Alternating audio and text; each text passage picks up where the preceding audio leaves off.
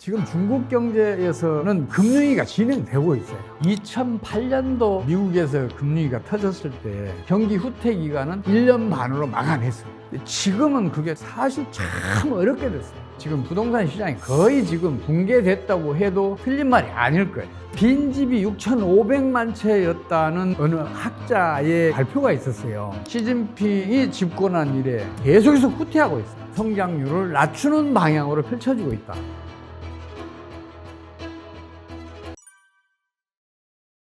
지금 중국 정부는 자기네들이 목표로 했던 5% 성장률을 달성했다고 얘기를 해요. 근데 이건 뭔가 이상해요. 오히려 지금 중국 경제의 실상은 요 며칠 사이에 중국에서 제일 잘 사는 도시 중 하나인 센전에서 노숙자들이 여기저기에서 이제 잠자고 있는 모습들이 방영이 됐잖아요. 그게 지금 중국 경제의 실상이 아닌가 싶어요. 지금 중국 경제에서는 금융위기가 진행되고 있어요. 진행되고 있는데 금융위라는 홍수를 강력한 통제경제 체제라는 댐을 쌓아서 지금 그걸 막고 있거든요. 근데 그 홍수가 지금 그 댐을 넘치고 있어요. 그래서 그 물이 댐 위로 넘치면 그 댐은 반드시 무너져요. 그래서 중국이 머지않아 심각한 금융위기 늪에 빠져드는 거 아니냐, 저는 그렇게 보고 있어요. 그러면 지금보다 훨씬 더 경제 상황이 나빠질 것이다, 저는 그렇게 판단하고 있거든요. 모든 경제 위기는 금융위기를 경유를 해요. 근데 이 금융위기는 주식시장이나 부동산 시장에서 거품이 부풀어 올랐다가 이게 꺼지면서 발생을 해요. 주식이나 부동산이라는 게 통화의 기본적인 기능인 거래 수단의 기능, 가치 저장 수단의 기능을 다 가지고 있어요. 그래서 통화의 역할을 해요. 준통화라고 봐도 틀리지 않을 거예요. 그런데 이 시장이 붕괴되면 통화량이 축소되는 효과가 나타나요. 그럼 유동성이 축소되면 이제 신용 파괴 원리가 작동을 해요. 신용 창조 원리의 역과정이죠. 그래서 신용 승수배만큼 유동성을 축소시키기 때문에 경제 활동이 그만큼 약해지고 또 경기는 빠르게 후퇴하게 되거든요. 지금 중국이 지금 그런 상황이에요. 중국은 지금 부동산 시장이 거의 지금 붕괴됐다고 해도 틀린 말이 아닐 거예요. 사실은 중국은 2019년도에 빈집이 6,500만 채였다는 어느 학자의 그 발표가 있었어요. 그 정도로 심각했어요. 6,500만 채가 빈집이라니까요. 자기가 위성사진을 통해서 밤에도 불이 켜지지 않는 아파트 단지 수를 조사해 봤더니 그렇더라는 거예요. 그러면 그때에 이미 금융위기가 진행됐어야 했는데 이걸 중국 정부가 어거지로 지금 막아내고 있었던 거죠. 근데 지금은 그게 지금 한계에 와 있어요. 그래서 며칠 전에 중릉 투자신탁회사가 소속된 중쯔 국제금융그룹이 파산 보호 신청을 받았어요. 이미 지난해 11월 달에 지불 능력이 없다고 선언을 해버렸어요. 그 얘기는 무슨 얘기냐면 부동산 시장에 재원을 조달해줬던 제2금융권이 거의 모두가 지금 도산위기에 처해 있다, 이렇게 봐도 돼요. 그렇다면 제2금융권의 도산위기는 머지않아 제1금융권으로 이게 번질 수도 있어요. 그래서 금융위기를 피하기는 어려울 것이다. 그리고 금융위기가 진행되는 과정에서는 또 경기가 급속하게 하강을 해요. 지금 그런 상황이 아닌가, 저는 그렇게 보고 있어요. 동영상이나 TV 화면에 이렇게 방영되는 그 모습이 진짜 모습인지도 몰라요. 통계보다 그게 실상을 더 정확하게 표현을 하거든요. 그 방송에서 이렇게 가끔 내보내는 거 보면은 건물 완성되지도 않았는데 벽도 지금 막아지지 않았는데 그 안에서 텐트 치고 사는 사람들이 있잖아요. 그만큼 지금 중국의 부동산 시장은 거의 붕괴 직전에 왔다, 이렇게 봐도 틀림없을 거예요. 지금 빈집이 지금 1억 채가 넘는다는 얘기도 있고요. 건설이 중단된 아파트 단지도 지금 계속 늘어나면서 지금 수백만 채에 이른다는 얘기들도 있거든요. 그 얘기는 부동산 경기가 거의 붕괴됐고 부동산 건설업체들도 도산위기에 처해 있다, 이렇게 보셔도 틀림없을 것 같아요. 이제 그 피해를 가장 크게 받는 사람들이 서민들이에요. 오랜 세월 저축해서 겨우 집 한 채 마련했는데 그 집에 들어갈 수 없는 상황이 되니까 완성되지 않은 그 아파트 단지 안에 들어가서 텐트를 치고 살아야 되는 그런 상황이에요. 지금 아주 심각해요. 부동산은 일정한 주기를 가지고 있어요. 한 3년 정도 투기 광풍이 불고 그 다음에 반년에서 1년 정도 패닉이 와요. 그리고 그 다음에는 이제 붕괴가 오는데 이것도 1년 사이에 벌어져요. 그 다음에 장기 정체기로 넘어가거든요. 이게 이제 한 5, 6년 걸리는데 중국도 그런 과정을 거쳤는데 좀 특별한 게 있어요. 뭐냐면 중국은 주택 소유가 허용된 게 1998년이에요. 그때 허용되자마자 일반 그 국민들 주택 소유에 대한 욕구가 얼마나 갑자기 커졌겠어요. 그때부터 부동산 투기 붐이 부는 거예요. 그래서 2000년대 내내 그 부동산이 급속하게 성장하면서 거품이 계속해서 커진 거예요. 큰 빚을 내서라도 집을 사고 하는 일들이 계속해서 벌어졌어요. 그 거품이 2010년대 말쯤에 최대한 부풀어 올랐다가 2019년부터 꺼지기 시작한 거예요. 그래서 지금에 이르게 된 거예요. 중국은 경제 체제가 강력한 통제 체제예요. 이 공산주의 체제잖아요. 개인의 사업이나 경제 활동들이 지금 자유화돼 있다 그러지만 중앙정부에서 강력하게 통제를 해요. 심지어는 기업들에도 공산당원을 파견해서 관리할 정도로 아주 강력한 통제체제를 갖추고 있어요. 그래서 그런 부동산 거품이 꺼져서 발생하는 금융위기도 그런 통제경제체제를 통해서 붕괴되는 걸 막아왔어요. 근데 이 막아온 게 지금 한계에 와서 지금이 와서 터지는 것 같아요. 지금 터졌다고 말해도 좀 불편할 정도로 앞으로는 더 심각한 사태가 전개될 수 있다. 저는 그렇게 판단하고 있어요. 부동산 투기 열풍이 부는 것은 큰 빚을 내서라도 집을 사겠다는 그 욕망이 커졌을 때 발생을 해요. 그 얘기는 무슨 얘기냐면 2, 3년 더 저축해야 할 사람들이 미리 큰 빚을 내서 집을 사는 거잖아요. 이거는 미래 수요가 현재로 이동해왔다는 걸 의미하거든요. 미래 수요가 현재로 이동해왔으니까 곧 이어서 수요가 사라진 공동화된 때가 닥쳐요. 그때 패닉이 오고 곧 이어서 붕괴가 벌어지는 거예요. 그 붕괴가 벌어진다면은 이제 새로운 수요가 형성돼야 될 거 아니에요. 그러면 이제 저축할 기간이 필요하잖아요. 그 기간이 보통 한 5년에서 6년이 걸려요. 중국은 이번에 부동산 붕괴가 완전히 끝난 다음에도 한 5, 6년은 장기 정체기에 들어갈 거예요. 장기 정체기 다음에는 다시 부동산 수요가 일어나겠죠. 저축이 또 축적이 되고 그게 이제 수요로 이어지면 이제 부동산 가격이 오르기 시작하는 거죠. 그러면 또다시 투기 열풍이 불게 돼요. 이게 부동산의 일반 주기거든요. 근데 이제 여기에서 주목할 점은 뭐냐면 경제가 성장을 비교적 빠르게 하면 그 기간이 단축이 돼요. 근데 경제난이 이렇게 길어지잖아요. 그럼 저축이 그만큼 충분히 축적이 안 되니까 그 기간이 길어져요. 심지어 아예 부동산 투기가 안 일어나는 경우도 있어요. 그런 대표적인 사례가 일본이에요. 일본은 1990년대 이래 지금 30년 이상 초장기 저성장이라는 고통을 겪고 있거든요. 그러니까 주택을 매입할 저축에 충분히 축적이 안 돼 있고 수요가 안 일어나니까 부동산 가격이 지금 1980년대 말 수준을 지금 아직도 못 따라가고 있어요. 그런 일이 중국에서도 벌어질 수가 있어요. 이게 왜 그러냐면 중국의 경제정책이 실패의 길로 가고 있기 때문에 그래요. 일본과 똑같은 경제정책을 펼치고 있어요. 그럼 당연히 일본을 뒤따르게 되죠. 그래서 중국도 초장기 저성장 궤도에 들어갈 가능성이 다른 어느 나라에 못지않게 크다. 저는 그렇게 보고 있어요. 세계적으로 봐도 중진국에서 선진국으로 올라선 나라가 맨날 안 돼요. 싱가포르, 우리나라, 대만 이런 등등 몇 개밖에 안 돼요. 우리나라보다 훨씬 앞서서 선진국 문턱에 갔다가 좌절한 나라들은 수십 개 국가예요. 이란도 그렇지, 이집트 그렇지, 파키스탄 그렇지, 멕시코 그렇지, 아르헨티나는 아예 선진국에서 지금 탈락했지. 이렇게 선진국 문턱이 그만큼 높아요. 근데 그것만 넘어서면 또 선진국에서 중진국으로 탈락하는 사례도 아르헨티나를 빼놓고는 없어요. 견고한 성이죠. 선진국이라는 성에 올라서기만 하면 경제가 비교적 안정적으로 성장을 해가요. 이제 중국도 그렇다 이런 얘기를 해요. 근데 물론 그렇게 볼 수도 있어요. 뭐 그렇게 보는 게 맞을지도 몰라요. 근데 제 판단은 중국 정부의 경제 정책이 계속해서 성장률을 낮추는 방향으로 펼쳐지고 있다. 여기에다가 세계적으로 민주화 없이 경제 성장을 지속한 나라는 하나도 없어요.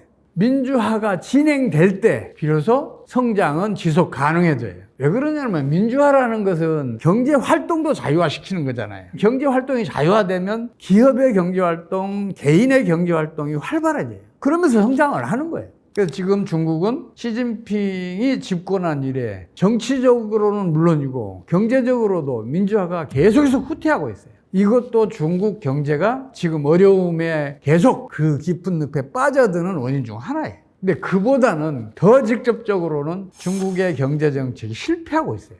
중국은 일본 실패한 정책을 그대로 따라가고 있어요. 지금 중국 경제가 어렵다 그러니까 중국 정부가 갑자기 달러당 160엔대에서 지금 170엔대 넘게 유지하고 있어요. 환율이 올라가면 수출이 증가하고 경기는 호전된다. 이렇게 믿고 그런 정책을 펼치는 거예요. 근데 경상수지가 흑자인 나라에서는 수출은 환율이 올라갈 때 반드시 줄어요. 이건 반대 사례가 없어요.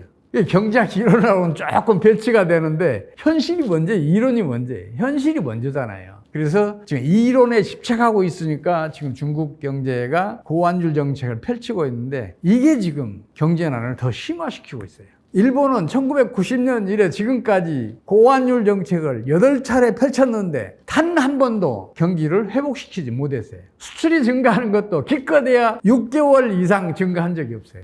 경기는 환율이 오를수록 후퇴하곤 했어요. 세계사를 보더라도 환율이 올라가면은 아무리 번영하던 경제라도 후퇴의 길로 걷게 되고 환율이 점진적으로 하락할 때 그 나라는 번영을 해요. 그러니까 이 현실을 먼저 봐야 되는데 경제학 이론이 가르치는 대로 환율을 올려주면 수출 잘 되겠지 이런 판단으로 그런 정책을 펼쳐요. 근데 이거는 경제학에서 가르치는 게 있어요. 풀코스트원이라는 게 있어요. 기업은 정상이윤 플러스 생산 비용으로 가격을 결정한다. 근데 환율이 올라서 이익이 늘잖아요. 기업은 더 많이 팔기 위해서 수출가를 깎아줘요. 그래서 수출이 줄어요. 그뿐만 아니라 환율이 올라가면 같은 물량을 수출하더라도 달러 기준 수출액은 줄어요. 이 풀코스트 경제 원리가 작동한다는 것을 중국 정책 당국이 외면하고 있어요. 그러니까 경제난이 점점 심각해지는 거예요. 지정학적 요인이라는 얘기를 많이 써요. 그러니까 미국과 중국의 무역 분쟁 때문에 지금 중국의 수출 수입이 급감했다 이런 얘기해요. 근데 이건 변명에 불과해요. 실제로 통계를 보면 그런 증거가 없어요. 오히려 환율이 올라서 수출이 줄어든 거예요. 물론 미국과 중국의 무역 분쟁이 세계 무역은 물론이고 중국과 미국에도 지금 피해를 주고 있는 건 사실이에요. 근데 그것보다 더 직접적인 원인은 아까 말씀드렸던 두 가지라고요. 하나는 고환율 정책, 하나는 시진핑 리스크. 독재 정권이 강화되면서 경제 활동들이 자유롭지 못해지니까 성장률은 떨어질 수밖에 없는 거죠. 중국의 중앙정부는 물론이고 지방정부도 집중적으로 육성했던 정책들이 있잖아요. 전기자동차, 배터리, 그리고 반도체. 이거는 사활을 걸고 육성을 했잖아요. 근데 이 사활을 걸고 육성했던 그 산업들이 전반적으로 지금 경기가 아주 나빠요. 그래서 숫자로는 절반 이상이 지금 좀비 기업이라고 저는 보고 있어요. 물론 금액상으로는 그렇지 않아요. 1, 2, 3등 하는 기업들이 생산량도 많고 또 이제 판매량도 많으니까 금액으로는 그렇지 않은데 숫자로는 그래요. 그래서 회사는 존재하고 출근하는 사람도 있고 그런데도 아무것도 생산하지 않는 기업들이 지금 계속해서 늘어나고 있어요. 이 좀비 기업이 늘어나고 있는 거죠. 그걸 지금 중앙정부, 지방정부가 지원을 해서 유지시키고 있는데 이게 언제까지 지속될지는 모르겠어요. 부도 사태가 날 가능성이 아주 커요. 그럼 지금도 훨씬 더 상황이 악화되겠죠. 그러니까 억지로 지금 좀비 기업을 유지하고 있는 거예요. 일본도 이제 그런 경험을 지금 계속 하고 있잖아요. 지금 그러고 있어서 이 좀비 기업도 큰 문제다 하는 생각을 해요. 사실 정부가 집중적으로 육성을 한 산업이 성공한 사례가 세계사에서 그렇게 많지를 않아요. 물론 몇몇 사례는 있어요. 이게 왜 그러냐면요. 중앙정부가 재정적으로, 금융적으로 혹은 다른 세제상의 이런 혜택을 부여를 하게 되면 그 기업은 경쟁력, 성장력이 오히려 떨어져요. 사람도 그렇잖아요. 열심히 노력해야 체력을 키울 수 있잖아요. 국가 경제도 마찬가지예요. 기업도 마찬가지예요. 피나는 노력을 기울여야 성장력과 경쟁력이 클 수가 있어요. 정부가 집중적으로 육성해 주니까 그 지원을 받고 그런 노력을 안 기울인단 말이에요. 그래서 정부가 집중적으로 육성한 산업이 크게 성장한 사례가 거의 없어요. 사실 중국은 2019년도에 금융위기가 터지는 게 정상이었어요. 그때 빈집이 6,500만 채였다니까 부동산 시장은 사실상 그때부터 붕괴됐었어야 하잖아요. 그걸 억지로 막아오고 있었어요. 근데 이게 2021년도에 헝다그룹 파산에 직면했었죠. 2022년도에는 완다그룹 또 파산에 직면했죠. 그리고 2023년도에는 비구이안. 이게 지금 중국 부동산 서열이 5위 안에 들어요. 모두 다. 헝다는 한때 1위였고 비구이안도 한때 1위였어요. 이런 부동산 그룹이 지금 도산 위기에 처해 있고 사실상 파산한 게 헝다잖아요. 부동산 경기가 급강하하면 경제 내에 통화가 수축되는 효과가 나타나고 그러면 신용 파괴 원리가 작동을 해요. 실제로 하고 있어요, 지금 중국에서는. 그러니까 중국이 지금 경제난을 겪고 있는 것이고. 근데 중국은 그거를 강력한 통제경제 체제로 그 금융위기의 진행을 계속해서 막아왔어요. 막아왔는데 그 흐름은 이제 느려졌는데 이게 지금 거의 한계에 와 있어요. 그래서 조만간 중앙정부든 지방정부든 어떻게 손을 써볼 수 없는 상황에 닥쳐가지 않는가 저는 그렇게 보고 있어요. 실제로도 지금 부동산 시장에 재원을 조달해줬던 제2금융권의 주로 이제 투자 신탁회사들, 이 투자 신탁회사들은 거의 모두 지금 부도 위기에 직면해 있어요. 근데 이걸 어떻게든 처리를 해야 되는데 어떻게든 공적 자금을 투입해서라도 금융시장을 정상화시켜야 되는데 이게 지금 중앙정부로서는 그럴 만한 재원을 마련할 길이 없어요. 지방정부부터가 지금 문제잖아요. 어떤 지방정부는 공무원들 월급도 못 줄 정도로 심각해요. 그동안에는 토지 사용권을 매각해서 재정의 30 내지 40%를 충당해 왔는데 부동산 경기가 붕괴되면서 거의 안 팔리는 상황이 되다 보니까 지방정부들 재정이 극단적으로 악화돼 있어요. 그래서 중앙정부에서 지방금융공사를 설립해서 재원을 조달할 수 있게 해줬는데 이 지방금융공사도 지금 한계에 와 있어요. 여유 자금이 하나도 없어요. 거기에다가 제1금융권도 지금 문제란 말이에요. 그래서 중앙정부로서 관심을 가질 수 있는 여유가 지방정부들 그리고 제1금융권 이거 보살피는 것도 지금 벅차요. 그러다 보니까 제2금융권부터 지금 문제가 생기는 거예요. 그 제2금융권이 붕괴가 되면 제1금융권이 정상적으로 이게 작동을 하겠냐고요. 그렇게 되면 금융 시스템 전체가 붕괴될 위기에 직면하게 돼요. 지금 그런 쪽으로 가고 있는 거 아닌가 저는 그렇게 판단하고 있어요. 2008년도에 미국에서 금융위기가 터졌을 때 그때는 미국이 적절한 정책을 신속하게 펼쳐서 그 타격을 최소화할 수 있었어요. 당시에 금융위기는 엄청 심각했어요. 3월에 베어스턴스가 무너진 다음에 중소은행들 연달아 무너졌어요. 그리고 9월에는 페니메이, 프레디맥 이거는 공사예요. 주택을 매입하는 사람들한테 자금을 지원해주는 공사 성격의 회사인데 여기도 무너질 위기에 처했어요. 그리고 이제 리먼 브라더스가 파산하면서 신용 파괴 원리가 작동을 시작을 해요. 그 뒤로 미국 전 금융기관들이 붕괴 위기에 처해요. 투자은행들은 두말할 것도 없고요. 상업은행들조차도 정부의 공적자금을 지원을 받아서 겨우 연명을 해냈어요. 그 정도로 심각한 금융위기가 진행되고 있었는데 아주 신속하게 적절한 정책을 펼쳐서 그 타격을 최소화시켜요. 사실은 당시의 금융위기는 대공황 때보다 더 심각했어요. 이 심각한 상황을 타개하는데 처음에는 미국이 G7을 통해서 금융위기를 해소하려고 노력을 했어요.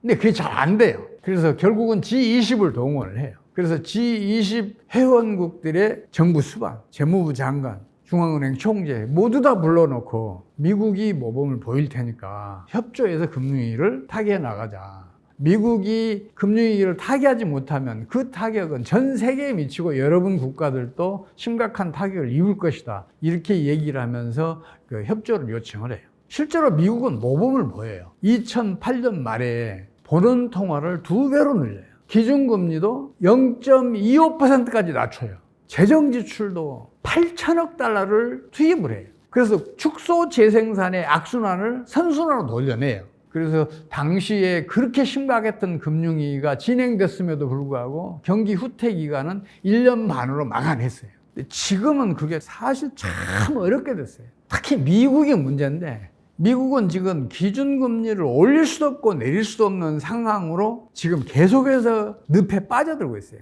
만약에 지금 기준금리를 낮추잖아요. 기준금리를 낮추면 달러는 약세로 돌아서요.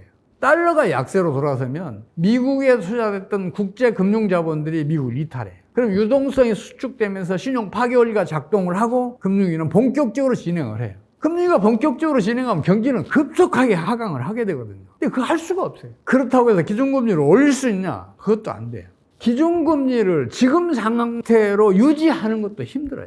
미국은 참 지금 희한한 일이 벌어지고 있는데 장기금리가 단기금리보다 더 낮아요. 기준금리가 시장금리보다 더 낮아요. 이건 정상적인 게 아니잖아요. 장기금리가 단기금리보다 높은 게 정상이고 시장금리가 기준금리보다 높은 게 정상이에요. 근데 왜 이런 역전 현상이 벌어졌냐?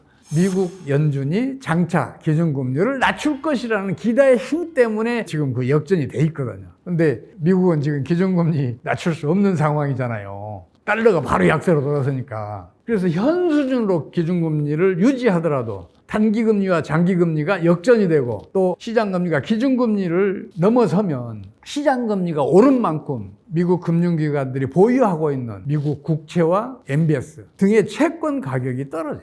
수익성이 악화되겠죠, 금융기관들. 근데 파생금융상품은 레버리지가 20배예요, 기본적으로. 그래서 국채나 MBS 등의 채권 가격이 떨어진 것보다 이론적으로는 가격이 20배가 떨어져요. 그러면 극단적으로 미국의 금융기관들의 경영 수준이 악화되고 그중에 어느 금융기관인가는 파산에 직면하게 돼요. 그러면 이게 다른 금융기관들은 금방 전염이 돼요. 그래서 금융 시스템 자체가 붕괴되는 위기에 처할 수도 있어요. 미국이 지금 어떻게 해볼 도리가 없는 상황으로 지금 계속해서 몰려가고 있어요. 그래서 제가 지금 걱정하고 있어요. 그뿐만 아니라 미국이 지금 고금리 강달러 정책을 펼치고 있잖아요. 이건 내 이웃을 거지로 만드는 전형적인 정책이에요. 미국이 고금리 정책을 펼치니까 다른 나라의 국내 저축이 미국에 저축을 하면 더 많은 이자를 얻을 수가 있잖아요. 그러니까 그 나라들은 국내 저축이 계속해서 미국으로 빨려가고 있어요. 거기다가 달러가 강세니까 미국에 투자하면 환차익이 생기잖아요. 그러니까 다른 나라에 투자됐던 국제금융자본들이 미국으로 지금 흘러가고 있는 거예요. 그러면 국내 저축과 금융자본을 빼앗긴 나라들은 어떻게 되겠냐고요. 유동성이 부족해지면서 경제활동은 위축되기 마련이에요. 그러면 경기는 바로 후퇴를 시작해요. 실제로 지금 그런 일이 벌어지고 있어요. 우리나라도 그 피해를 가장 크게 받은 나라 중에 한 나라예요. 미국은 지금 주식시장 지금 전고점 돌파해서 37,000대잖아요. 우리나라는 지금 3,600에서 떨어져서 지금 2,500대에서 지금 그 주가지수가 형성되고 있잖아요. 그 정도로 다른 나라들 경제 상황은 나빠요. 그럼 미국 혼자 경제가 잘 나갈 수 있겠냐고요. 반드시 부메랑이 돼서 미국 경제를 칠 거예요. 올해는 미국이 경기 후퇴를 피하기 어려울 것이다. 저는 그렇게 보고 있어요. 중국 경제가 어려워지면서 우리 수출이 중국에 대해서 급감을 했잖아요. 그 타격을 받지 않을 수 없어요. 중국 경제가 어려우면 우리 경제도 어려워지는 건 틀림없어요. 중국은 지리적으로도 가깝고 경제 관계도 아주 밀접하잖아요. 무역뿐만이 아니고. 그래서 그 타격을 받지 않을 수가 없는데 저는 그보다는 우리 기업의 경쟁력과 성장력을 믿고 싶어요. 기업은 망하기 때문에 강해요. 망하지 않기 위해서 필사적인 노력을 기울이기 때문에 강하단 말이에요. 그리고 기업은 어느 한쪽 문이 닫히면 반드시 다른 문을 열어요. 한류 한번 생각을 해보세요. 중국이 험한 영을 내려서 한류를 전면적으로 차단했잖아요. 그 다음에 우리 엔터기업들 어떻게 했어요? 일본 시장, 동남아 시장 더 적극적으로 개척했잖아요. 미국, 캐나다 등 북미 시장은 물론이고 중남미 시장 개척해냈잖아요. 유럽 시장, 중동 시장, 서남아시아 시장, 심지어 아프리카 시장까지 개척해내고 있잖아요. 어느 한 문이 닫히면 기업은 반드시 다른 문을 열어요. 우리 수출도 그렇잖아요. 지금 유럽은 장기간 경기 부진에 시달리고 있어요. 그런 가운데서도 우리나라의 대-EU 수출은 급증하고 있어요. 우리 기업들의 경쟁력은 그만큼 크다니까요. 어느 한 문이 닫히면 반드시 다른 문을 연다니까요. 그래서 저는 중국 경제가 어려움에도 불구하고 우리 기업들의 그런 피나는 노력에 힘입어서 다시 살아날 수 있다고 믿어요. 그러나 문제는 정부의 경제정책이에요. 우리 정부가 자꾸만 고환율 정책을 어떻게든 유지하려고 힘을 써요. 실제로 고환율 정책을 펼치고 있고요. 물론 고환율 정책을 펼쳐야 한다는 그 논리는 훌륭해요. 우선 그 얘기 하잖아요. 수출이 우리 GDP의 절반 이상이다.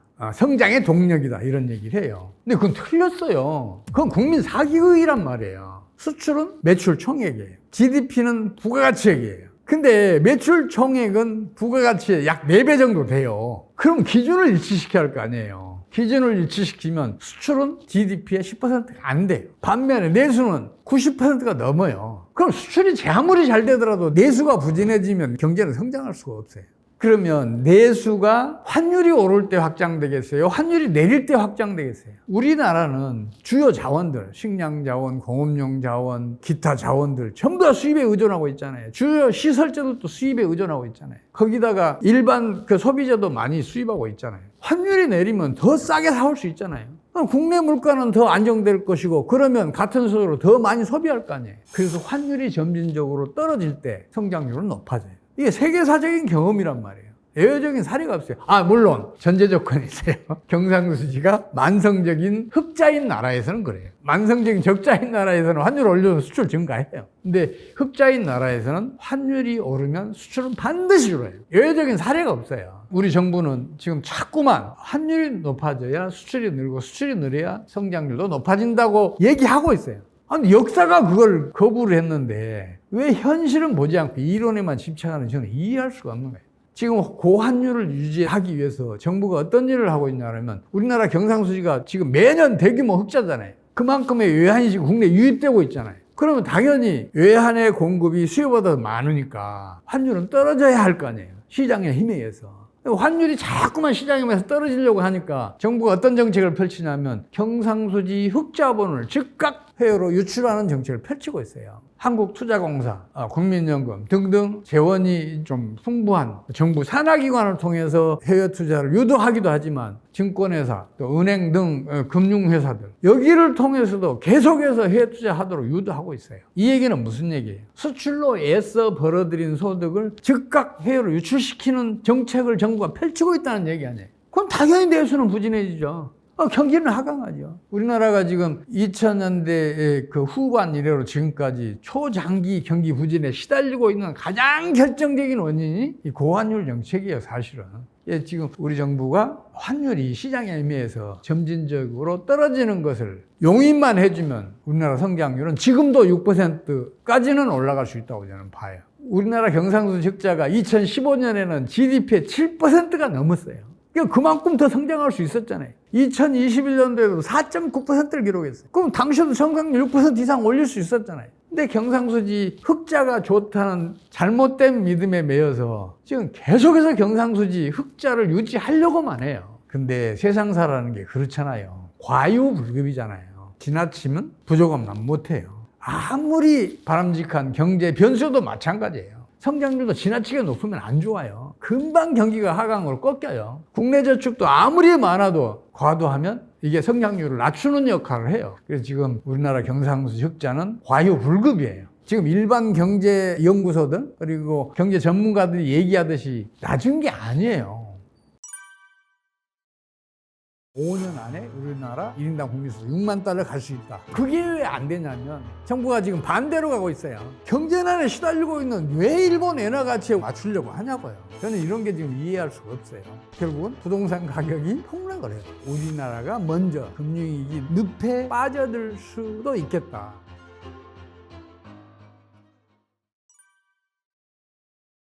최근에 태영건설이 워크아웃 상태에 들어갔잖아요. 저는 이걸 범상치 않은 일로 보고 있어요.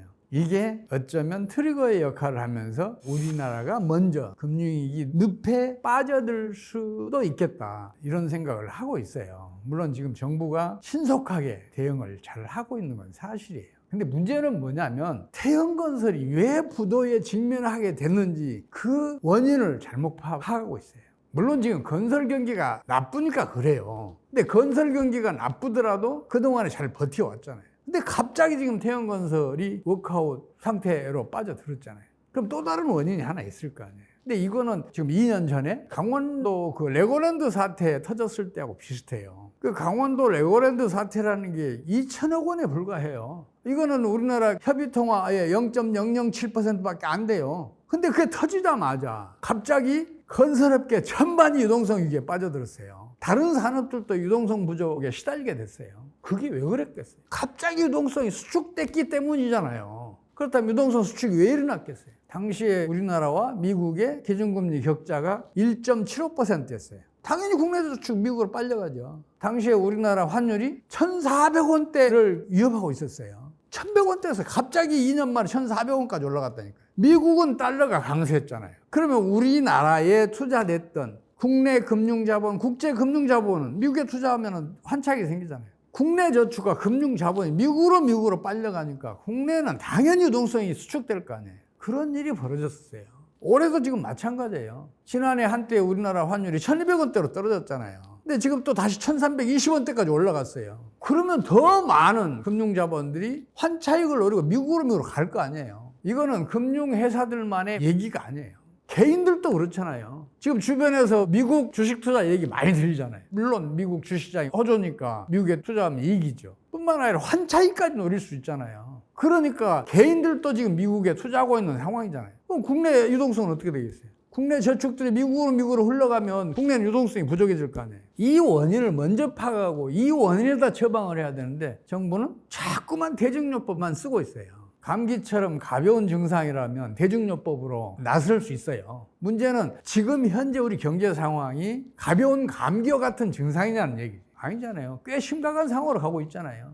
건설업계 서열이 16위인 태형건설이 지금 부도에 직면해 있잖아요. 그렇다면 국내 유동성 풍부하게 해야 할 거 아니에요. 먼저 그렇게 해야 한단 말이에요. 그렇다고 해서 한국은행에서 통화를 발행하면 어떻게 되겠어요? 물가 상승에 직격탄을 줄 수가 있어요. 한국은행에서 발행한 화폐는 경제 순환에 새로 들어가야 되잖아요. 운동에너지가 없어요. 다른 재화의 운동에너지를 빼앗아서 한국은행이 발행한 화폐가 경제에 순환하게 된다. 그러니까 물가 상승이 일어나는 거죠. 근데 미국으로 이탈했던 금융자본은 경제 순환 과정에 있던 통화란 말이에요. 물가 불안을 안 일으키고도 유동성을 풍부하게 할 수가 있어요. 그게 이제 그런 정책을 펼쳐야 하는데 정부가 지금 반대로 가고 있어요. 고환율 정책 유지하기 위해서 온갖 노력을 다 기울이고 있어요. 그러니까 유동성은 점점점 부족해지고 태형건설 같은 그런 사태가 나고 PF 사태는 작년에 저는 끝난 줄 알았어요. 아, 정부가 잘한다 이렇게 칭찬도 해줬어요 제가. 근데 유동성이 부족해지니까 PF 사태가 다시 지금 불거질 위기에 처해 있잖아요. 이런 거 생각하면 제가 좀 답답한 마음이 조금 큽니다. 우리나라 부동산 경기는 2023년부터는 이제 장기 정체기로 들어갔다고 봤어요. 그래서 부동산 경기가 국내 경기에 부정적인 영향을 크게 끼치지 않을 것으로 판단하고 있었는데 그때 판단이 제가 잘못됐다는 걸 지금 이제 느껴요. 우리 고환율이 유동성 부족을 초래해서 부동산 경기를 더 지금 악화시키고 있다는 사실을 제가 간과한 거예요. 지금 우리나라 부동산 시장도 어쩌면 금융위기가 우리나라 부동산 시장에서 터져서 우리 금융기관 전체로 전염이 되고 우리 국가경제 전체도 심각한 후퇴를 맞을 수도 있다는 지금 생각을 하고 있어요. 그만큼 심각해요. 태형의 워크아웃 신청은 하나의 밖으로 드러난 증상일 따름이고 물밑에서는 더 큰 변화가 일어나고 있는 거 아닌가 그런 생각을 하고 있어요. 유동성이 부족하면 부동산 거래가 안 될 거 아니에요. 그럼 부동산 가격은 더 떨어지죠. 지금 그런 상황으로 몰리고 있는 거 아닌가 그런 생각을 해요. 외환위기 당시에는 사실은 외환위기와 금융위기가 동시에 진행이 됐어요. 외환위기는 외환보이고 고갈로 외환위기가 진행이 됐었고 97년 1월에 한보 사태가 터져요. 근데 한보의 부실채권이 한 6조 6천억 정도 돼요. 그 6조 6천억 원이 부실채권이 되니까 그걸 떠안은 은행들은 어떻게 해야 돼요? 대손 충당금 써야 되잖아요. 자기 자본 비율을 다시 확충해야 되잖아요. 그러니까 추가적인 대출, 추가적인 투자가 어렵게 됐어요. 경제 내 유동성이 수축이 된 거예요. 그래서 신용 파괴를 작동을 했어요. 경제 내 유동성은 더 부족해지고 통화량은 더 이제 축소가 되니까 결국은 부동산 가격이 폭락을 해요. 지금 대추동 음마아파트 유명하잖아요. 아주 낡은 아파트인데도 불구하고 수십억 호가하잖아요. 그게 당시에 3억대에서 1억 5천대 밑으로 떨어진 적도 있어요. 그때와 비교하면 지금은 그나마 조금 상황이 나은 편인데 외환위기는 우리가 겪지 않을 상황이잖아요. 경상수지가 대규모 흑자고 외환보이고 지나치게 과다고 그러니까 외환위기는 겪을 상황이 아니기 때문에 좀 더 나은 상황이긴 해요. 그래도 정부가 자꾸 고환율 정책을 펼치니까 이게 문제가 심각해지는 거란 말이에요. 외환위기 직후에 우리 정부가 건설경기 부양을 위해서 무던히 애를 써요. 다양한 지원정책, 육성정책, 주택경기 활성화 등등을 위해서 노력을 하는데 주택경기가 살아나지 못했어요. 주택경기가 본격적으로 살아난 거는 2000년대 중반 이후에 당시에는 우리나라 주택시장 건설 경기가 장기 정체기에 들어갔던 때였어요. 장기 정체기에 들어가면 수요가 사라진 때잖아요. 수요가 없는데 어떻게 부동산 경기가 살아나고 주택 가격이 올라가겠어요. 물론 외환위기 직후인 1999년도에 우리나라 성장률이 9.3%, 그리고 2000년도에 8.9%라는 아주 놀라운 성장률을 기록해요. 그 뒤로도 성장률이 비교적 탄탄하게 유지되면서 그만큼 저축이 증가하는 속도가 컸어요. 2005년부터서 부동산 투기 광풍이 최근에 불었던 것보다 더 크게 일어난 적이 있어요. 앞으로도 그래 줬으면 좋겠어요. 이번 경제 위기를 벗어난 다음에 성장률이 높아지고 또 거기에 따라서 저축이 늘어나서 부동산 경기도 살아나서 소위 비투했던 연끌족들도 이제 빛을 볼 수 있는 그 날이 왔으면 좋겠습니다. 사람도 그렇잖아요. 한번 질병에 걸리면 웬만한 병균에 대해서는 이제 면역력을 갖게 되잖아요. 경제도 마찬가지예요. 어떤 경제 위기를 겪고 나면 면역력이 커져요. 그래서 당시에 외환위기를 극복했던 그게 지금 우리 경제 체력 안에도 지금 아마 남아 있을 거예요. 위기를 극복하는 데 도움이 될 것 같아요. 그리고 당시에 워낙 뜨거운 맛을 봤기 때문에 기업들이 자꾸만 위기에 선제적으로 대응하려고 노력을 하고 있는 것도 하나의 성과예요. 근데 당시와 지금은 상황이 달라요. 그래서 앞으로 경제가 어디로 갈지 이거는 좀 두고 봐야 될 것 같아요. 저는 사실 우리 경제에 대해서 대단히 낙관적인 견해를 가지고 있어요. 우리나라 잠재 성장률이 6% 넘는다고 저는 믿고 있어요. 실제로도 국민소득 10만 달러를 견뎌낼 산업들이 크고 있어요. 수송기계류를 비롯한 일반 기계류, 이건 우리나라 수출의 최대 품목이에요. 수출 증가율이 굉장히 높잖아요. 그리고 산업의 쌀이라는 반도체도 지금 우리나라가 세계 최강이잖아요. 메모리 반도체에서는 누구냐 추종을 불허할 정도고, 또 시스템 반도체도 지금은 이제 우리나라가 최초로 3나노 칩을 만들어낼 수 있을 정도로 기술적으로는 앞서 있어요. 경제적으로는 아직 TSMC를 따라가려면 좀 시간이 좀 필요할 거예요. 또 중소기업이 주로 수출하는 일반 재화들이 있잖아요. 일반 소비품들. 이런 것도 지금 해외 시장에서 명품 대접을 받고 있어요. 이 명품은 가격이 오를수록 더 명품 대접을 받아요. 그래서 우리나라의 모든 산업의 제품들은 지금 수출되고 있는 것에 한해서는 국민소득 10만 달러를 견뎌낼 수 있다고 저는 보고 있어요. 그래서 저는 5년 안에 우리나라 1인당 국민소득 6만 달러 갈 수 있다. 그 5년 뒤에는 10만 달러 갈 수 있다고 저는 믿고 있어요. 근데 그게 왜 안 되냐면 정부가 자꾸만 고환율 정책을 펼쳐서 그래요. 일본은 1990년 이래 지금까지 고환율 정책을 8번 펼쳤는데 단 한 번도 경제를 살려낸 적이 없다니까요. 왜 일본이 실패한 정책을 그대로 따라가냐고요. 또 우리나라 환율 방어는 엔화의 기준을 맞춰서 방어를 해요. 일행당 9원으로 지금 맞추려고 노력을 하고 있는 것 같아요. 경제난에 시달리고 있는 왜 일본 엔화 가치에 우리 환율을 거기다가 맞추려고 하냐고요. 경제가 잘 나가고 있는 미국 달러의 기준을 맞춰서 방어해도 괜찮잖아요.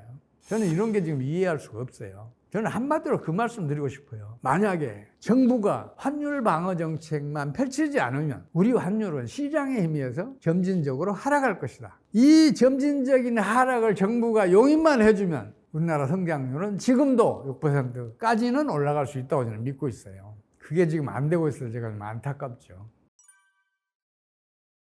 부채가 경제에 치명적인 타격을 줄 수 있다는 얘기는 그 역사가 아주 깊어요. 1930년대에 어빙 피셔라는 유명한 경제학자가 부채 디플레이션이라는 용어로 대공황을 설명을 했어요. 부채가 디플레이션을 일으켜서 대공황이 일어난 거다, 이런 얘기를 했어요. 그리고 그 뒤에도 많은 경제학자들이 부채는 경제에 큰 부담이고 짐이다, 이런 얘기를 해왔었어요. 가격의 경우에는 수요와 공급을 같이 봐야 돼요. 수요가 증가하면 가격은 오를 것 같아요. 근데 공급이 더 빠르게 증가하면 가격은 떨어져요. 양면을 봐야 된단 말이에요. 부채도 양면을 봐야 돼요. 부채 이면에 뭐가 있어요? 금융기관에 대출이 있잖아요. 금융기관의 대출은 언제 증가를 해요? 경제 내의 자본 축적이 충분해질 때 증가를 해요. 그렇잖아요. 그럼 자본 축적이 커지는 게 좋아요, 줄어드는 게 좋아요? 자본 축적이 많은 게 바람직하다는 게 경제학이 가르치고 있잖아요. 근데 왜 국가 부채에 그렇게 매달리는지 저는 이해할 수가 없어요. 물론 재정 지출 증가로 국가 부채가 증가하는 거, 이거는 문제가 있어요. 왜냐하면 재정 지출이라는 거는 생산성과 수익성이 낮아서 민간 부문이 외면하는 곳에 주로 수입이 돼요. 그렇게 되면 국가 경제 전체의 평균적인 생산성은 떨어져요. 한계 생산성은 마이너스로 가요. 그래서 성장률이 낮아져요. 그러니까 재정유치 팽창하면 팽창할수록, 공공부문이 팽창하면 팽창할수록 경제난은 점점 심각해져요. 그건 사실이에요. 근데 기업부채, 가계부채까지 거론하는 것은 좀 문제가 있다고 저는 봐요. 그리고 국가부채가 국가경제에 치명적인 타격을 입혔다? 그런 사례가 없어요. 그 얘기만 들으면 제가 생각이 많아져요. 왜 그러냐면 미국은 2022년 3월부터 고금리 강달러 정책을 펼쳤잖아요. 그때 이제 명분으로 내세운 게 고물가예요. 근데 2022년 1분기, 2분기의 성장률이 마이너스 1.6%, 마이너스 0.6%를 각각 기록했어요. 경기가 후퇴했잖아요. 경기가 후퇴하고 경제난이 심해지면 어떤 경제정책을 펼치는 게 정상이에요. 기준금리 낮춰서 투자 활성화 시켜야 되잖아요. 그리고 재정지출도 늘려야 되잖아요. 달러 가치도 약세로 전환시켜서 수출을 늘려야 되잖아요. 이게 정상일 것 같죠? 그렇게 하면 경제가 살아날 것 같죠? 미국은 반대로 했어요. 경제학이 가르치는 대로 안 갔어요. 왜 그랬겠냐고. 미국은 경제 이론보다 경험을 훨씬 더 중요하게 여겨요. 저금리, 저달러 정책을 펼쳤다가 몇 번 실패했어요. 반대로 고금리 정책을 펼치고 강달러 정책을 펼치니까 다른 나라가 경제가 어려울 때 미국 경제는 살아났어요. 그래서 당시에 빅스텝, 자이언트 스텝을 밟으면서 고금리 정책을 펼쳤고, 그러니까 달러가 강세로 전환되면서 다른 나라의 저축, 다른 나라에 투자된 금융 자본들이 미국으로 빨려들면서 유동성이 풍부해지고, 유동성이 풍부해지니까 경제 활동이 활발해지면서 경제가 다시 살아났어요. 실제로 당시 3분기에는 성장률이 3%로 올라섰어요. 4분기에도 2.6%를 기록했어요. 경기를 갑자기 급속하게 상승으로 돌아서게 했잖아요. 지금도 이제 그런 얘기들 많이 해요. 물가가 다시 올라갈 수 있다. 그러니까 기준금리 낮추자. 미국 절대로 기준금리 못 낮춰요. 기준금리 낮추면 달러 약세로 돌아선다니까요.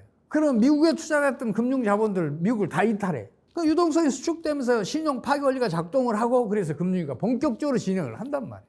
미국이 물가 불안 때문에 기준금리를 낮출 것이다, 이런 기대를 안 하는 게 좋아요. 그리고 사실은 고금리 정책이 물가를 안정시키기 위해서는 경기가 후퇴해야 돼요. 고금리 정책으로 수요를 수축을 시켜야 물가는 안정이 돼요. 근데 그런 일이 벌어지지 않았잖아요. 경기는 오히려 호조를 보였잖아요. 그런데도 불구하고 물가는 더 안정됐어요. 2022년 2월 달에 9.3%까지 갔던 물가 상승률이 지금 3%대로 떨어져 있잖아요. 왜 그랬겠어요? 강달러니까 해외에서 수입하는 재화들 가격이 떨어졌어요. 거기에다 석유 등 주요 자원 가격이 계속해서 떨어졌어요. 당시에 130달러대에서 이게 지금은 60, 70대에서 왔다 갔다 하잖아요. 그러니까 물가가 안정된 거예요. 고금리 때문에 안정된 게 아니에요. 미국의 고금리 정책은 물가 안정을 위해서 펼치는 정책이 아니에요. 달러 강세를 유도하기 위해서 펼쳐지는 정책이고, 달러 강세가 다른 나라에 투자됐던 금융 자본을 끌어와서 미국 경제를 활성화시키기 위해서 지금 그런 정책을 펼치고 있는 거란 말이에요. 그렇게 판단을 해야 미국 경제가 어디로 갈 것인지, 세계 경제가 앞으로 어떤 방향성을 가질 것인지를 짐작이라도 할 수가 있는 거예요. 지금 우리 정부와 관변 경제학자들은 우리나라 경제난이 저출산, 고령화 때문이라는 얘기를 해요. 실제로 우리나라 출산율은 세계 최저라고 얘기를 하잖아요. 그리고 그게 경제 성장에 부정적인 영향을 끼치는 것은 사실이에요. 그렇다면 저출산을 고출산으로 바꿀 수 있는 경우가 있는지를 한번 따져봐야 될 거 아니에요. 근데 그 한 번도 따지는 거 본 적이 없어요. 그리고 또 하나는 저출산 고령화에도 불구하고 경제가 비약적으로 성장한 사례가 있어요. 그러니까 정책에 의해서 저출산 고령화는 얼마든지 극복할 수 있는 장애물이에요. 대표적으로 아일랜드를 제가 하나의 사례로 말씀드릴게요. 아일랜드는 1980년대 말까지도 경제난이 지속되면서 유럽의 병자라는 얘기를 들었어요. 경제난이 심해지니까 일자리가 없잖아요. 그래서 주로 젊은 사람을 중심으로 일자리를 찾아서 해외로 이민을 떠났어요. 아일랜드 인구가 700만이 훌쩍 넘었었는데 한때 340만까지 줄어든 적이 있어요. 그 어려운 여건 속에서도 아일랜드 정부는 1990년부터 고도 성장을 지속을 해요. 심지어 현재 가치로 우리나라 국민소득과 비슷한 때, 그때부터서 10년 동안 연평균 성장률이 9.3%를 기록해요.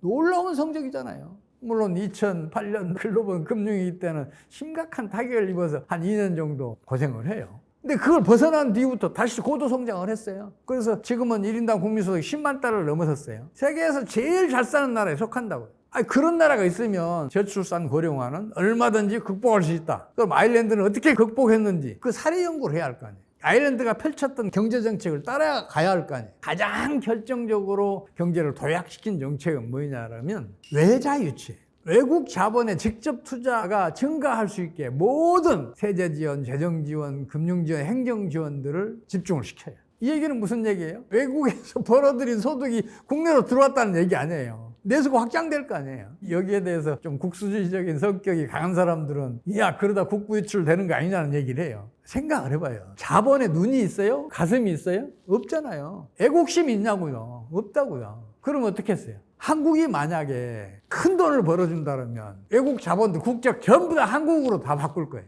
그럴 거 아니에요. 우리나라도 외국 자본 유치에 좀 더 적극적이어야 돼요. 근데 지금 우리나라 정책 어떻게 펼치고 있어요? 경상수지 흑자로 벌어들인 돈 계속 해외 투자를 유출하고 있잖아요. 아일랜드가 정반대 길을 가는 거예요. 그러니까 아일랜드는 번영을 하고 우리나라는 점점 경기 부진이 심해지는 거예요. 더 심각한 문제는 저출산 문제를 정부가 정책적으로 해결할 수 있다고 지금 판단하고 있어요. 그런 사례가 없어요. 프랑스가 2000년대 초까지만 하더라도 유럽에서 출산율이 가장 낮은 나라였어요. 근데 지금은 프랑스의 출산율이 선진국 중에서는 가장 높아요. 왜 그렇게 됐는가 연구를 해봐야 될 거 아니에요. 프랑스의 저출산 문제는 1960년대 말부터서 문제가 됐어요. 70년대, 80년대, 90년대 내내 저출산 문제가 사회적인 이슈로 등장해서 여러 사람이 그걸 거론을 했어요. 그랬더니 저출산 문제는 점점 더 악화됐어요. 사회심리학에서 그것도 증명했어요. 심각한 문제일수록 다루면 다룰수록 더 악화된다. 우리 상처도 그렇잖아요. 자꾸 만져봐요. 그럼 더 악화돼요. 놀랍게도 프랑스에서 저출산 문제가 너무 오랫동안 사회 이슈가 되니까 나중에는 이게 사람들이 관심을 안 가져요. 그러니까 누구도 이제 얘기를 않게 되는 거예요. 그랬더니 놀랍게도 출산율은 갑자기 증가하기 시작해요. 저출산 고령화가 진짜로 문제라고 생각하는 사람이라면 제발 그 얘기 안 했으면 좋겠어요. 그 안 하면 출산율 높아진다니까요. 프랑스가 증명했고 사회심리학이 현장 실험을 통해서 증명해냈으니까. 이렇게 현실을 보고 경제정책을 펼쳐야 되는데 프랑스가 출산율 계속 낮아졌던 때 펼쳤던 정책 우리 정부가 똑같이 하고 있어요. 점점 출산율은 낮아지죠. 사실은 그거 처방은 아주 간단해요. 우리나라 경제난을 초래한 가장 큰 원인을 바꾸면 돼요. 고환율 정책 때문에 우리 경제가 어렵잖아요. 고환율 정책 때문에 수출도 줄었고 또 국내에 투자됐던 국제금융자본은 물론이고 국내 금융자본까지 미국으로 이탈했잖아요. 유동성이 부족해지니까 지금 전반적으로 경제활동이 부진하잖아요. 그 반대로 펼치면 돼요. 물론 그렇게 하기 위해서는 우리나라 경상수지 흑자가 지나치게 과다한 수준에서 균형적으로 이동할 필요가 있어요. 그럼 무슨 얘기예요? 더 많이 소비해야 된다는 얘기예요. 더 많이 수입해야 된다는 얘기예요. 그럼 국민들은 훨씬 더 경제생활이 풍요로울 거 아니에요. 경상수지 흑자를 키우는 게 지금 우리 정부의 목표가 돼 있다니까요. 국민들의 경제생활이 풍요롭게 해지는 게 목표가 아니에요. 참 희한해요. 목표와 수단이 바뀌어 있어요. 지금 많은 사람들이 그런 얘기를 해요. 우리나라 저출산 때문에 인구가 줄어들 수밖에 없고 인구가 줄어들면 부동산 가격은 떨어진다. 앞으로의 부동산 경기는 전망이 어둡다. 그런 얘기들을 해요. 근데 사람이라는 게 그렇잖아요. 내가 일반 주택에서 살고 있으면 고급 주택 가서 살고 싶잖아요. 15평에 살면 20평, 30평대 살고 싶잖아요. 그래서 또 주변에 살고 싶으면 강남이나 이렇게 살기 좋은 데 살고 싶잖아요. 그래서 이제 강남 등을 중심으로 한 부동산 투기의 그 진앙이잖아요, 거기가. 이런 쪽은 앞으로도 부동산 투기가 10년 정도를 주기로 계속 일어날 것이다. 이렇게 보는 게 맞아요. 다만 예전과 다른 게 있어요. 뭐냐면 우리나라도 미국 대도시처럼 한쪽은 슬럼화되는 일이 벌어질 수 있어요. 한쪽은 투기 열풍이 부는데 다른 쪽은 전혀 오히려 더 후퇴하는 그런 일이 벌어질 수 있어요. 주택시장에도 많은 변화가 있었어요. 지금 반지하에 사는 사람들 거의 많이 없어졌잖아요. 옥탑방도 점점 사라지고 있잖아요. 단독주택 하나에 2가구, 3가구 사는 일도 지금은 많이 줄었잖아요. 그런 변화가 있었고 과거에는 한 가족이 5명, 6명 이렇게 살았었는데 지금 1인 가족도 많이 늘고 있잖아요. 그런 면에서도 주택 수요는 있어요. 다만 이제 주택 시장을 볼 때는 주택 시장의 장기 주기를 반드시 감안을 해야 돼요. 그런 장기 주기를 감안하지 않으면 부동산 투기에서 큰 실패를 볼 수가 있어요. 소위 천정에서 매입해서 바닥에서 팔아야 되는 그런 비참한 일이 벌어질 수 있어요. 반드시 부동산 투자하실 때는 장기 주기를 고려하시라고 말씀드리고 싶어요. 우리나라도 그렇지만 세계적으로도 부동산은 평균적으로 10년을 주기로 변동해 왔어요. 저축이 충분히 축적돼서 수요가 일어날 때까지는 한 5, 6년 정도 걸려요. 그 다음에 부동산 투기 광풍이 불어요. 그러니까 이제 흔히 광기라 그래요. 이 광기는 한 3년 정도 지속이 되더라고요. 세계의 역사를 이렇게 평균적으로 보면 한 3년 정도 지속이 돼요. 그 다음에 패닉이 오는데 이게 반년에서 1년 정도 지속이 되고, 그 다음에는 이제 붕괴가 오는데 이것도 반년에서 1년 정도 지속이 돼요. 우리가 이건 최근에 겪었잖아요. 2018, 2019, 2020년. 이때는 투기 열풍이 불었잖아요. 그 다음에 2021년도 조금조금 부동산 가격이 떨어지기 시작해요. 2022년도에 붕괴가 이루어졌었죠. 이제 2023년도에는 장기 정체기에 들어갔어요. 근데 여기서 이제 유동성 부족 사태가 일어나니까 다시 이제 부동산 침체가 일어나고 있는데, 그래도 이제 그런 장기 주기는 세계적으로 일반적이었다. 이런 것을 알고 계셔야 부동산 투자에 실패하지 않을 수가 있어요. 저는 앞으로 한 5, 6년 지나면 부동산 투기는 다시 일어날 것으로 지금 보고 있고 그렇게 기대하고 있어요. 그렇게 돼야 돼요. 지금 부동산 경기가 너무 바닥을 치잖아요. 건설 경기가 일어날 수가 없어요. 건설 경기가 국내 경기에 큰 영향을 끼치잖아요. 부동산 투기가 다시 일어날 것으로 보고 있고 그렇게 돼야 된다고 보고 있는데, 그게 앞으로 5, 6년 이상 지나야 할 거예요. 이런 주기를 모르면 부동산 투자든 주식 투자든 실패할 가능성이 굉장히 높아요. 주식도 부동산 투자하고 거의 동조를 해요. 주식 투자 주기가 먼저 가는지 부동산 투자 주기가 먼저 가는지, 이거는 시대에 따라서 경제 상황에 따라서 약간 달라지는데 큰 차이가 없어요. 길어야 반년 내 시차를 두고 동조화 경향을 보여요. 이런 점을 반드시 명심하시면 여러분도 이제 부동산 투자, 주식 투자에서 성공하실 것으로 저는 보고 있어요. 지금 많은 분들이 그동안 부동산 투자했다, 큰 빚을 지고 이자 부담도 힘겹다 이런 말씀도 하시고, 국내 주식 투자했다가 큰 손실을 봤다 이런 말씀들을 하시는데, 이런 때는 버티는 게 좋지 않을까 싶어요.